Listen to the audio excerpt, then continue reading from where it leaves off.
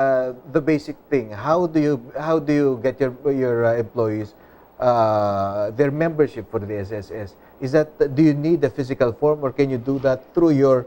I think you mentioned this earlier, but my SSS online service portal. Yes. Right now, our registration has to be done personally. There's no, you can fill out the form, but you have to go to our office to submit your form because we need to get your signature and all that. So then you're issued the number. But we're working on the possibility that eventually they can do online transactions, or at least part of the process will be done online. And some of our processes actually are that way already. You can do it online and then just print it out, then go and submit it in person.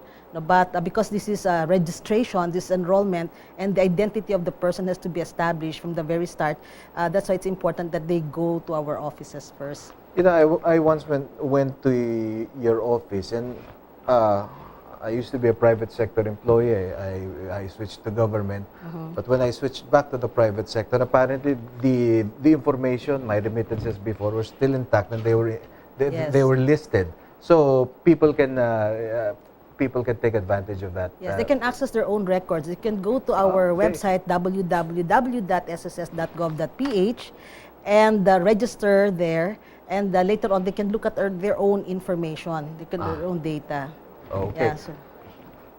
Friends, we'll be right back. We're going commercial break. Don't go away.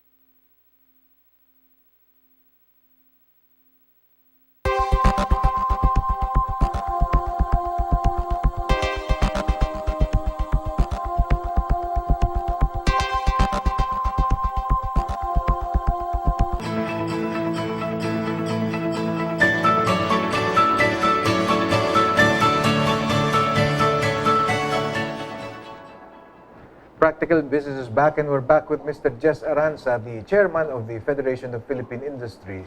But he is also president and the chief executive officer of CIIF Oil Mills. It's the largest oil mills in the country, if I'm not mistaken, sir. There are several.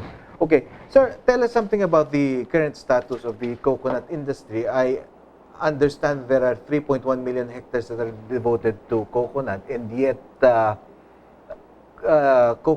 copra isn't doing very well, and a lot of the coconut farmers are not too the happy. supply of coconut is fluctuating. Even the price in the world market is also fluctuating. As a matter of fact, the price early this year was at 1,500 per metric ton, US dollars. Today, it's only 1,000 per metric ton. So the reason is we have a stiff competition coming from soya and coming from palm oil. Yes.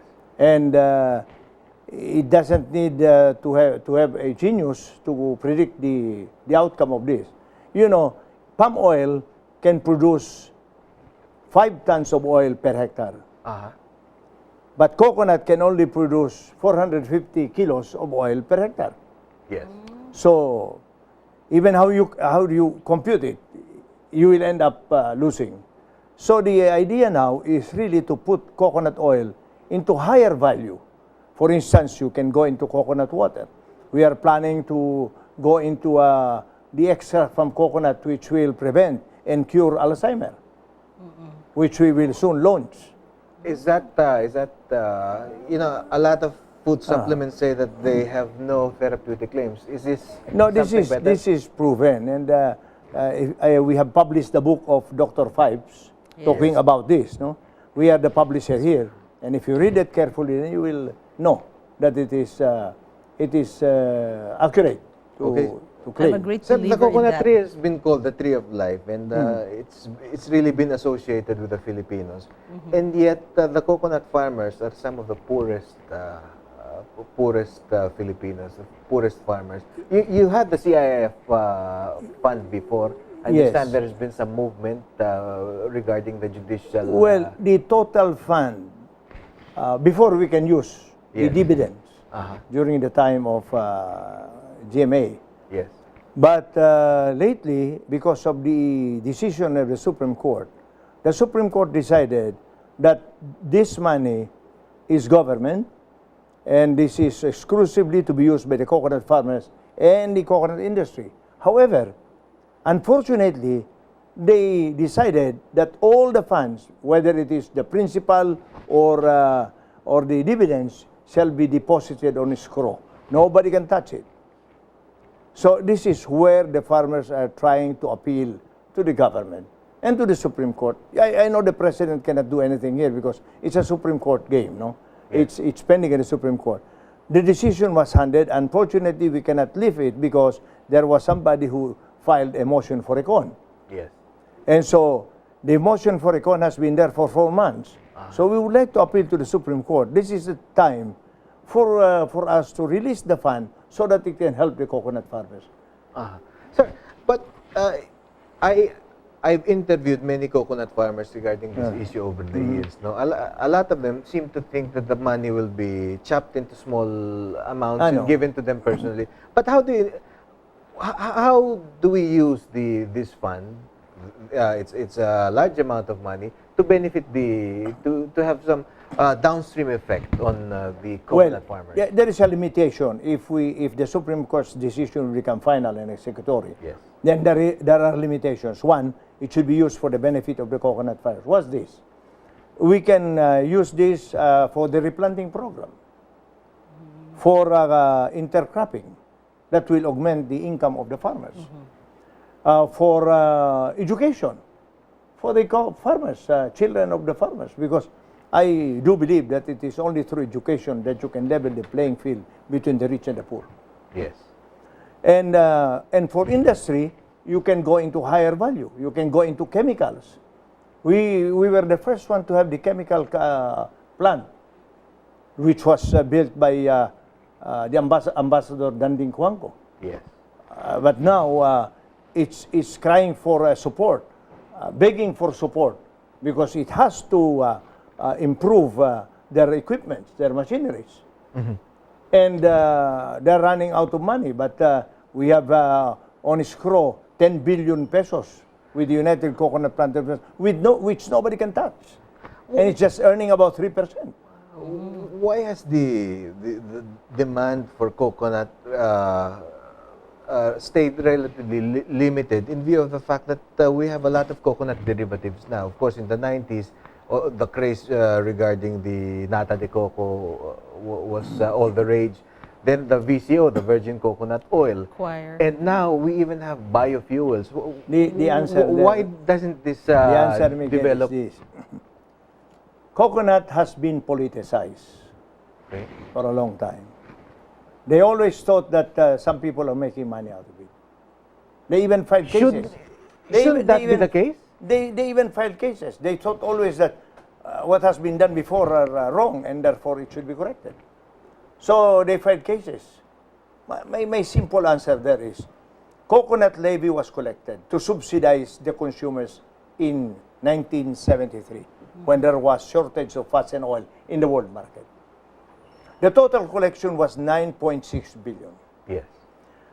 Only the rest, the bigger portion of that was used to subsidize all the consumers when the prices was too high, because world market price was so high. So they have to sell it at the price controlled ceiling, and therefore the fund subsidizes it.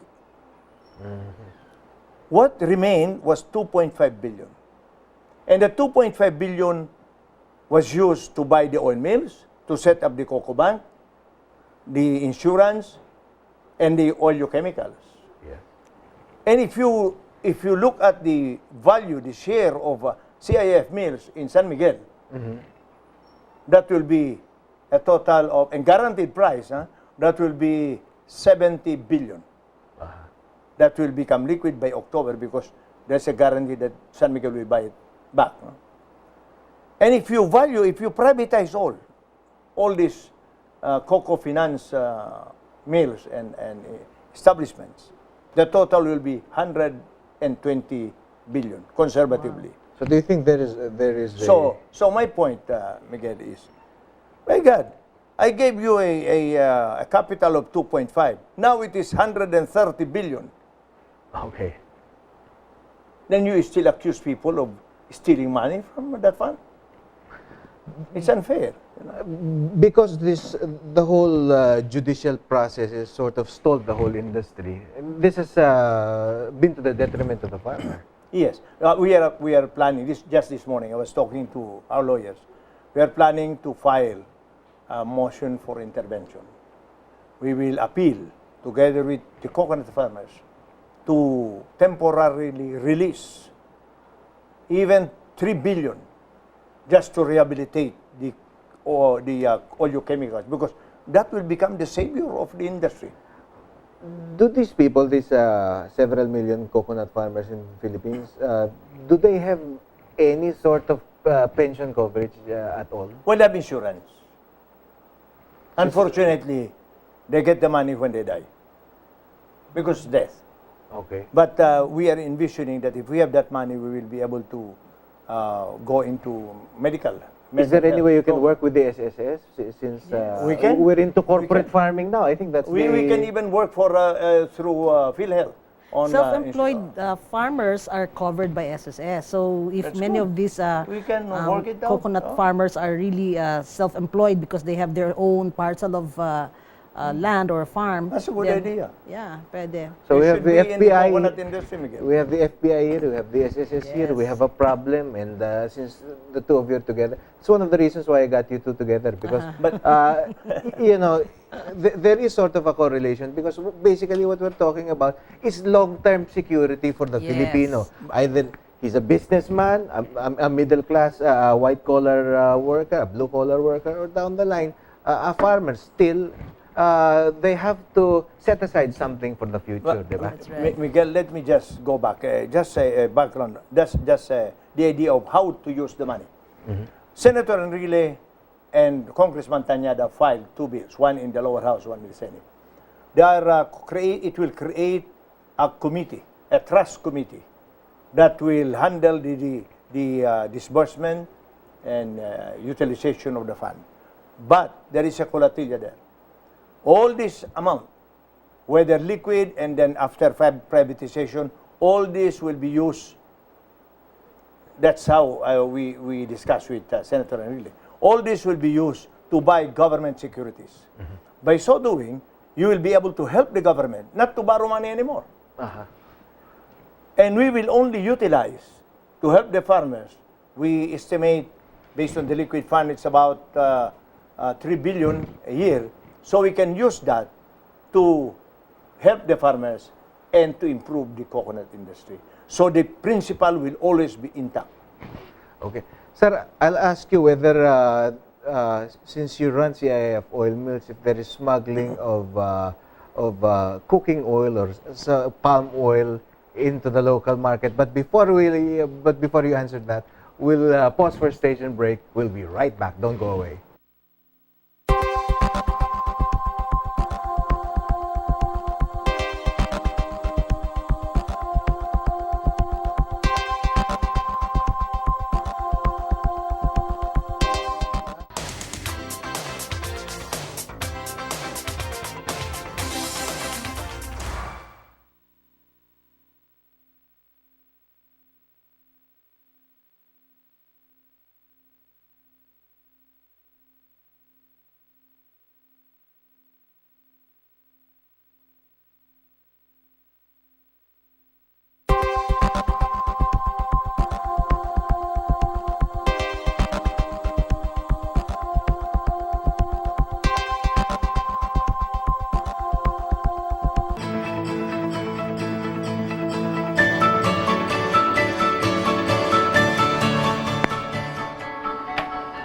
We're back, and we still have Mr. Jess Arranza and Ms. Suzie Bugante here live with us this morning, and I'd like to greet our viewers from the other parts of Asia, and also our viewers from the provinces. But before anything else, I'll ask Ms. Suzie Bugante to answer one question. Ako po ay 62 years old. This is a texted in question. Dati po akong government employee. Although GSIS siguro siya. GSIS. Meron po akong property na pinaupahan. Hindi po ba ma-i-issuehan ng business permit dahil hinihingan po ako ng clearance sa SSS? Hindi naman po ako mabigyan ng SSS clearance dahil hindi ako siya, oo. miyembro ng SSS. Ano po ang dapat Yes. kong gawin? So, una sa lahat, ang gagawin lang niya, i-register niya yung business niya. Hindi siya as a person. Yes. So, kung ano man yung pangalan ng business niya, kung rentals, whatever, yun ang i-register niya nang makakuha siya ng employer ID. Ngayon, kung meron siyang staff, halimbawa, may secretary siya or what, yun ang i-report niya for coverage. Yung sarili niya, hindi kailangan kasi 62 na siya eh. At under the Social Security Law, hindi pwedeng mag-enroll ang someone over 60 years old. Oo.